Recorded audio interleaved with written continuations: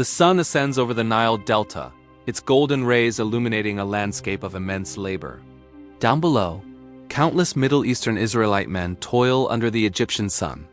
Their skin, bronzed by years of relentless work, gleams with sweat as they bend to form mud bricks.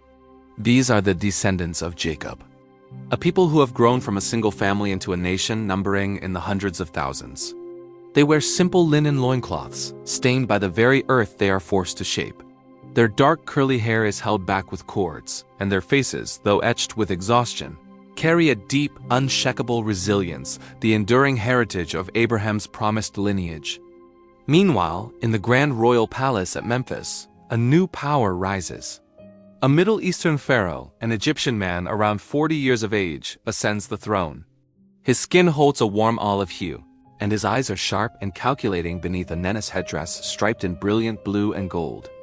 A magnificent broad collar of lapis lazuli and precious gold rests upon his muscular chest, complementing his pleated white kilt. He paces the vast throne room, his voice a low murmur as he consults with his advisors. His concern is singular and growing: the Israelites.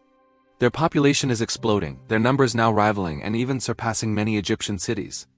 A seed of fear is planted in the heart of the empire.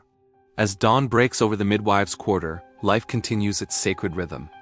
Shipra, a sturdy Middle Eastern Hebrew woman in her 50s, her silver-streaked black hair braided tightly under a simple headscarf, kneels to assist a woman in labor. Her hands are skilled and gentle. Beside her is Puah, younger, perhaps 35, with almond-shaped eyes that shine with a fierce determination. She wears a modest, undyed linen tunic, cinched at the waist with a woven belt. The hands of both women are calloused, a testament to the countless lives they have brought into the world. Their faces are marked by a quiet strength, the kind that comes from fearing God more than any earthly king. This fear is soon put to the test. Pharaoh summons Shipra and Puah to his throne room. The contrast is stark. Their bare feet stand on the cool, polished marble of the palace, surrounded by unimaginable wealth and power. They bow their heads in respect, but their backs remain straight, unbent.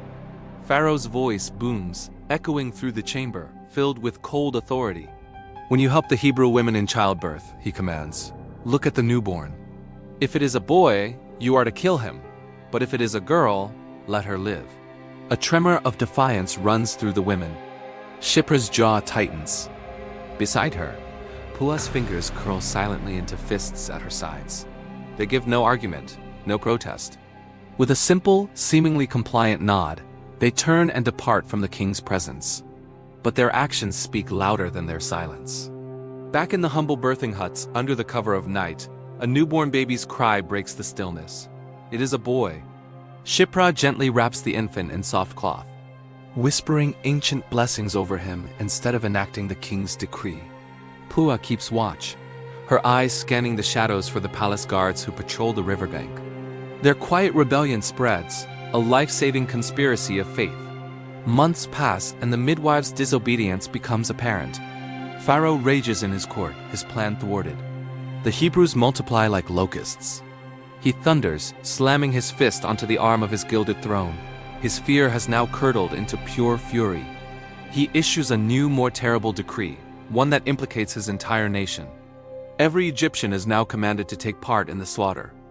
"Every Hebrew boy that is born," he proclaims, "you must cast into the Nile." The camera pans across the faces of Middle Eastern Egyptian soldiers, young men in short kilts and bronze armor, their heads shaved as they march into the Hebrew villages. The sounds of weeping fill the air as they tear infants from their mothers' arms. It is a time of unimaginable sorrow. And yet, through it all, a miracle unfolds. The more the Israelites were oppressed, the more they multiplied and grew. The people of God became exceedingly mighty, a testament to a power far greater than Pharaoh's. Thank you for joining this journey through Exodus chapter 1. May the Lord bless you and keep you. Please remember to read your Bible daily. Shalom.